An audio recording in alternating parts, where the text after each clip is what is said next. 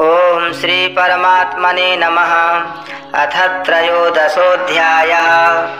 अर्जुन उवाच प्रकृतिं पुरुषं चैव क्षेत्रं क्षेत्रज्ञमेव च एतद् वेदितुमिच्छामि ज्ञानं ज्ञेयं च केशव। श्रीभगवानुवाच इदं शरीरं कौन्तेय क्षेत्रमित्यभिधीयते एतद्यो वेत्ति तं प्राहुः क्षेत्रज्ञ इति तद्विदः। क्षेत्रज्ञं चापि मां विद्धि सर्वक्षेत्रेषु भारत। क्षेत्रक्षेत्रज्ञयोर्ज्ञानं यत्तज्ज्ञानं मतं मम तत्क्षेत्रं यच्च यादृक् च यद्विकारी यतश्च यत् स च यो यत्प्रभावश्च तत्समासेन मे शृणु।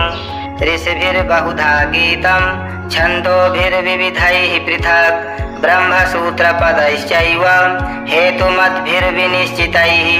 महाभूतान्यहङ्कारो बुद्धिरव्यक्तमेव च इन्द्रियाणि दशैकं च पञ्चचेन्द्रियगोचराः। इच्छा द्वेषः सुखं दुःखं सङ्घातश्चेतना धृतिः। एतत् क्षेत्रं समासेन सविकारमुदाहृतम् अमानित्वमदम्भित्वम् महिंसा क्षान्तिरार्जवम् आचार्योपासनं शौचं स्थैर्यमात्मविनिग्रहः। इन्द्रियार्थेषु वैराग्य मनहङ्कार एव च जन्म मृत्युजरा व्याधि दुःखदोषानुदर्शनम् असक्तिरनभिस्वङ्गः पुत्रदारगृहादिषु नित्यं च समचित्तत्वमिष्टानिष्टोपपत्तिषु। मयि चानन्ययोगेन भक्तिरव्यभिचारिणी विविक्तदेशसेवित्वमरतिर्जनसंसदि अध्यात्मज्ञाननित्यत्वं तत्त्वज्ञानार्थदर्शनम् एतज्ज्ञानमिति प्रोक्तमज्ञानं यदतोऽन्यथा ज्ञेयं यत्तत् प्रवक्ष्यामि यज्ज्ञात्वामृतमश्नुते अनादिमत्परं ब्रह्म न सत्तन्नासदुच्यते सर्वतः पाणिपादं तत् सर्वतोक्षिशिरोमुखं सर्वतः श्रुतिमल्लोके सर्वमावृत्य तिष्ठति।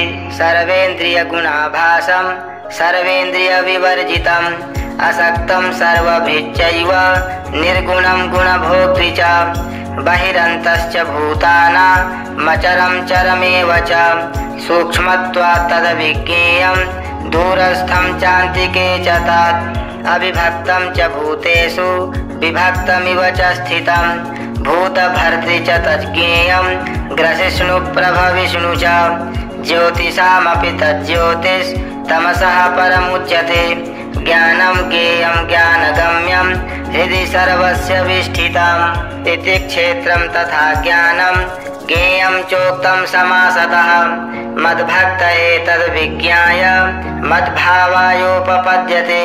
प्रकृतिं पुरुषं चैव विध्यनादि उभावपि विकाराश्च गुणाश्चैव विद्धि प्रकृतिसम्भवान्।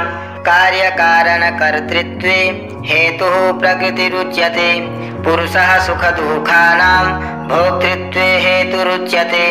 पुरुषः प्रकृतिस्थो हि भुङ्क्ते प्रकृतिजान् गुणान् कारणं गुणसङ्गोऽस्य सदसद्योनिजन्मसु उपद्रष्टानुमन्ता च भर्ता भोक्ता महेश्वरः परमात्मेति चाप्युक्तो देहेऽस्मिन् पुरुषः परः।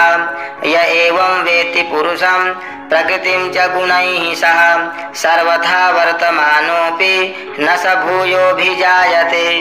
ध्यानेनात्मनि पश्यन्ति केचिदात्मानमात्मना अन्ये साङ्ख्येन योगेन कर्मयोगेन चापरे अन्ये त्वेवमजानन्तः श्रुत्वान्येभ्य उपासते तेऽपि चातितरन्त्येव मृत्युं श्रुतिपरायणाः।